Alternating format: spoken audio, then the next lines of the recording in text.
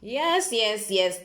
You are very welcome to today's class, and I'm your tutor, Odurole Mojibola. Now, you can see what I have here is a double buckle sandal for children. Now, in this class, I'm going to be showing us how I create this Birkenstock-like footbed for this particular design and how I went about lacing and then finishing this particular design. Sit back and I'll be right back. Now, for this particular double buckle baby boy sandal, now don't forget that this style is actually, you can use it for girls, you can use it for boys as well. Even adults use this same style. So I'm going to first of all show us how I'm going to wet the edges before I finally cover that particular insole. Now, before you go ahead and wet your insole, I'm going to suggest that you can see the way the shape is now. Now, if you can decide to first of all use the wet on it first, don't forget, for me, I'm using the same marco as my wet. I just cut a strip of this particular marco, just a strip of from this particular marco. So that's where I got this my welt from. So you can create yours, you can buy if you so desire. So what you are going to do now is you can first of all wet this insole, then decide to bevel the edges all around. You can first of all bevel it before you put it. Now this is what I mean. Now you can see I've not done anything as such to this. I've not really done anything. You can see I've not done anything, still the way it is. Now look at what I've done to this one. You can see that this place is tiny, this place is still wide. I made it flat. You can see that this place is, I don't know if you can see here, you see that this one is not as wide as this other side. This is still intact. This side is still intact, as you can see, it's still intact. Why this other side is now tiny. So that's what I mean by beveling it. So you can decide to bevel it before you use it, or you finally fix it before you bevel it. Now you will need a sanding tool to do that. If you have a beveler, fine, you can decide to use a beveler to just bevel that edge all around. Now, as you can see, if you look at this side, I've not done anything to this side, but this side I've tried to use my skiving knife to skive it. You can see what I have. This is what I use. This is my skiving knife. It may not be as easy as you want. So what I'm just going to do is I'm going to just try and remove. After removing this, I'm just going to use it to bevel it. Now you can use an ordinary blade. If you have a small blade, our normal tiger blade or whatever kind of blade you have, you can use it to bevel it. Now you can see, just move it this way.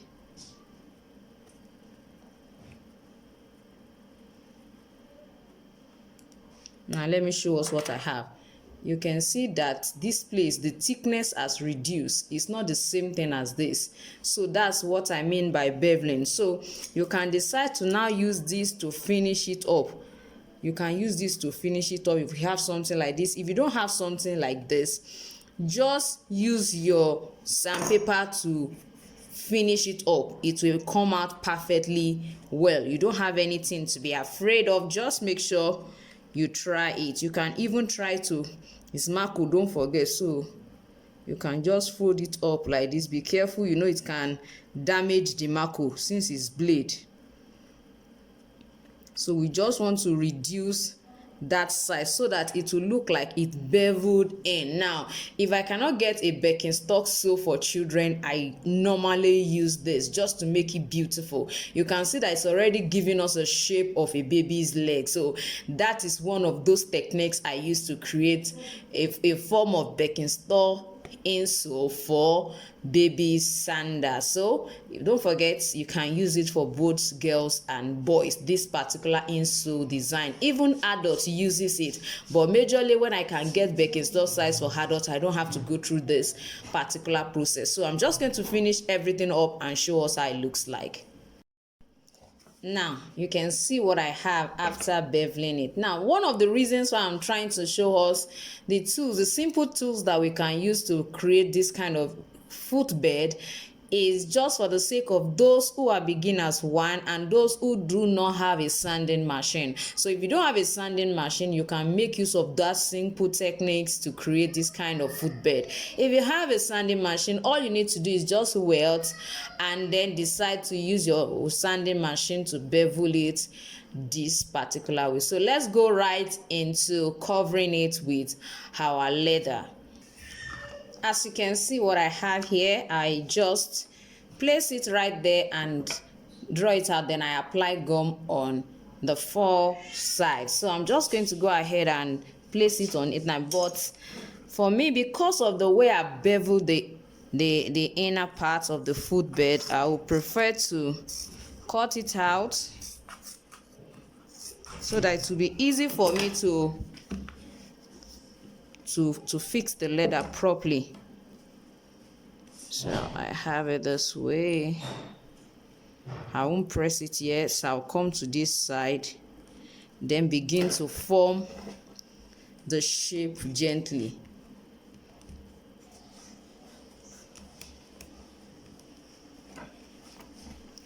That was the basic reason why we did it this way. So we have to make sure that we do it well. It has to form.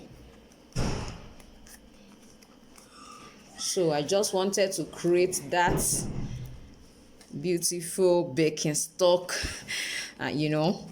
shape for the baby to just insert their leg into it. You can see what it looks like. So now I can decide to cut it out. Now I can cut it out of the edges now. So I'm just going to do the same thing to the second leg as well. Now you can see what I have. You can see what the edge look like. So now I have options.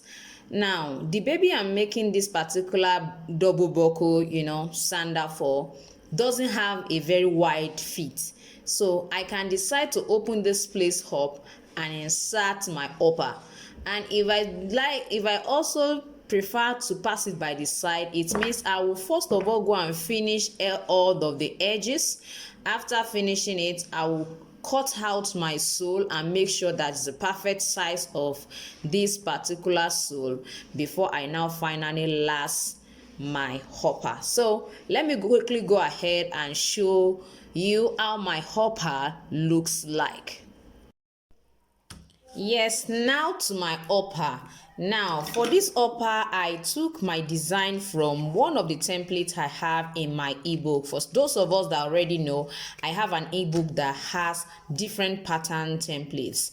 Knowing fully well that we have already created our sole, our insole, rather our footbed, now to the pattern. What I just did is I just printed and cut out. This is my own major pattern. This is what I produced out of it, and I just cut this out from it, and I'm going to use it as my upper. As you can see, I've already prepared it. Please, if you don't understand how we create upper, please let me know in the comment section, and I will let you know, or you just let me know, just comment and let me know that this video, and I'm going to explain to you or send you a link rather that you can watch for you to know how to create upper.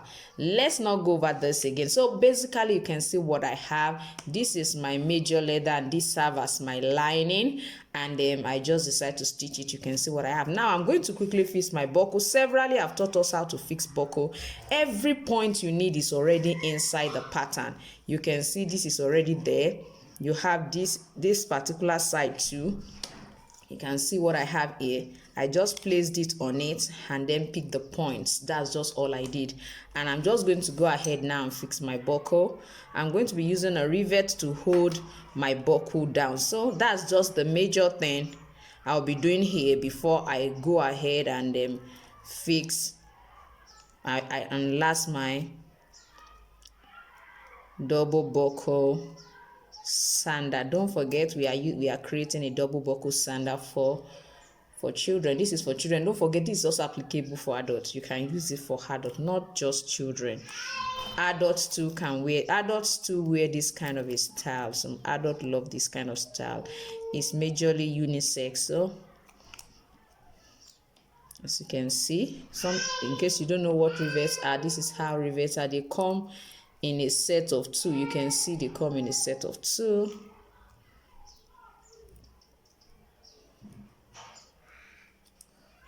Come in a set of 2. So you can see what I have here. You can see I'm just going to press. Now, don't forget when you want to cut out the pattern that by the time you cut this way, when you cut the first one this way, you have to turn it around to cut the second one, so that you are going to have left and right. Let me show you what I mean. If you look at this, you find out that standing this way, this represents the right leg. You can see where the strap is moving towards. That is the right leg, and this is the left leg. You can see it, the strap is going this way, so that means it is the left leg. So all you need to do is just buckle it, and then we'll go ahead and lace it. Now for the second one, as you can see, for our footbed, what I did was that I finished the edges and I cut out my sole. You can see the kind of sole I'm using. I'm using a Marco sole as well. It's a foreign Marco sole that I'm using. So it's going to be a pure white, all white baby sandal with a double buckle. So you can see I've already trimmed it and then finished the edge in such a way that it's already the same size, because I want to show us how to pass it by the side. So if you want to pass it by the side, just ensure that you have your finished work all ready, so that by the time you are through, all you need to do is just to bottom it with this sole, because you must have used the sole to shape it out. So I think that's just the basic thing here. What we are going to do now is we are going to place, so I'm going to just place it. So I'm going to place and go ahead and apply gum on this necessary sides. So ensure that it's centralized. That is one important thing. Is a baby sandal, so you really have to be very careful. You should not go up too much. For babies, let me try to let us know that when I place my hand on it this way, I always like to use this tip and this particular tip for children.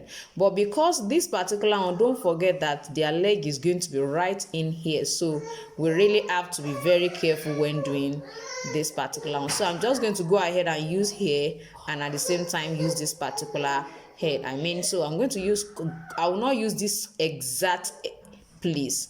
I'll come down a little bit more, then use exactly this tip for this other side. So that's what I'm going to be using. So you can also use your lace for your placement. If you are sure of how to place it on the lace, you can use your lace as well. So now you can see that my lace is longer than it. That's one of those things we should learn too. You might not get a lace that is as small as this size 23 that I'm creating, or 24 that I'm creating. So you have to learn to work with what you have. The amazing thing is that this particular size, they said is size 21 when I bought it in the market. These are one of the challenges we face when it comes to shoe lace. There will be a particular size on it and it will different. Some people will say, oh, it's only a wooden lace that used to have that issue. No. Even your plastic lace has the same kind of situation, because everybody's leg is different. The width of somebody's leg is different from the width of another person's leg. So on a normal circumstances, you will see variations in people's legs. So there are variation even in the sizes that we have in our lace, in their width, even in some of their lengths sometimes. So this now, they said it's 21 when I bought it, but I knew it wasn't 21 because the length is actually longer than 21. You want to know how I knew that? Well, that's why you should be part of my classes. Yes, I have some classes that we can participate in. You can participate in that will teach you in details how to know what length is a particular size. Anyway, let's continue with this one.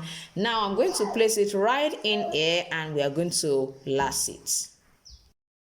Now, what I did is, when you want to lace this kind of design, this kind of footbed, and you want it to pass by the side, don't forget that it's like a Birkenstock that we are trying to create. So you have to apply gum on the edges as well. So I apply gum a little bit here. I apply gum. You can see I mark the side I'm going to be using, and I apply gum on the side and as well as on the back. And then on my upper as well. So I'm just going to go ahead, place it. You know, I can, if you place it this way, this side will be too big for the baby, to be too wide. So it is expedient for you to move it backward a little bit before you go ahead and lash. You have to be very careful, knowing fully well that this side, the side is also having, you know, adhesive that can stay there. So I'm just going to go ahead and follow my. Don't forget that this has to be at the center. It's very important. This particular one should be centralized. So let's go ahead and then. So I'm going to have this. Ensure that your lace is at the center. I've told us that and I'm saying it again. It should be at the center so that you have a perfect design. So sorry for that. So I'm just going to see the way I'm doing it gradually. You have to be careful so that you don't have pleats from the edge.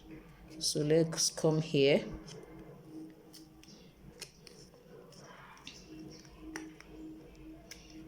So you can see what we have now.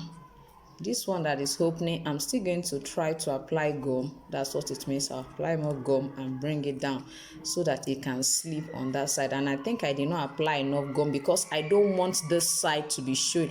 I don't want gum to be showing here. You know the color of the gum is not transparent, so I don't want that brown color showing. So I'm just going to try as much as possible to make sure that it doesn't show. So I can use my glue to finish this side so that it will be clean and neat.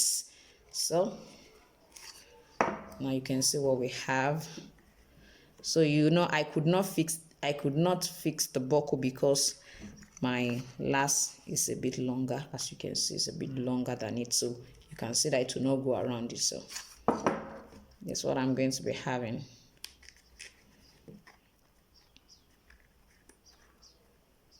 So whatever place you want to put it, you can go ahead and put it right there.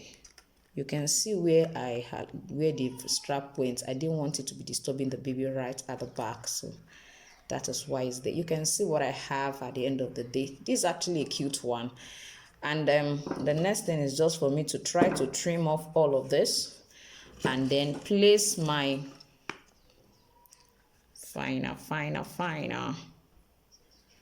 Just going to go ahead and and bottom it. Wow, you can see what it looks like. Now you have to be careful with this too because you know it's white. You see what I'm talking about? You can see the white, the gum staining the side. So we really have to be careful with that. So you can see it staining the side as well. So we really have to be careful with that. So I'm still going to try to use my hand sanding tool to clear that off. So you can see what we have. This is really looking cute. You can imagine finishing this and using it as a birthday gift for a 1-year-old boy. Come on, or a 1-year-old girl. You make it a pink or a polka dot, pink and white, or lilac, or yellow. Wow, I'm loving this.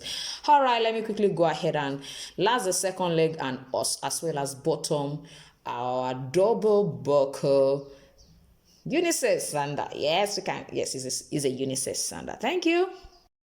Now I've already applied the gum. So don't forget that before you apply the gum, you place your sole on it so that you mark where to stop. Like my own that is white leather, I have to be very careful because the kind of adhesive I'm using is this kind of a beige color. So you have to really be careful. So I'm just going to go ahead and lace it. As usual, I'm going to hold it this way.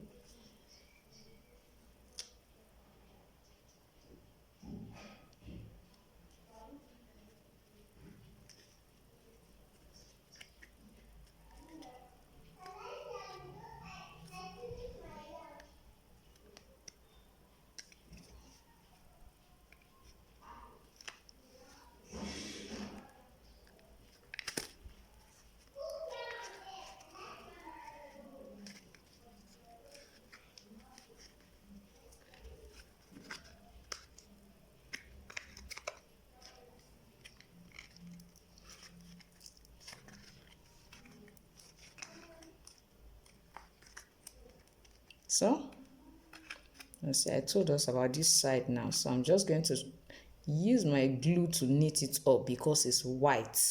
So we have to be very careful because of this colored, because of the color we're going. You can see this one is a bit much more perfect. You can see what I have. So just a touch of our glue will hold other side down and it will be perfectly okay. So you can see what I have.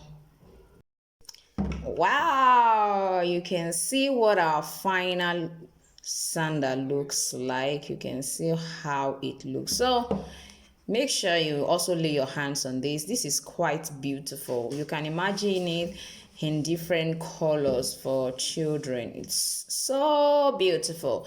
So I want you to also try and lay your hands on this. Don't forget, adults who can use it. I know some of us will be feeling, okay, if I'm going to be making for somebody that is older than this, how do I adjust my pattern now? That's one of the reasons why I organized a follow-up class for my ebook. So if you have the pattern, all you need to let me know in the class, oh, I want to adjust this, what do I do to it?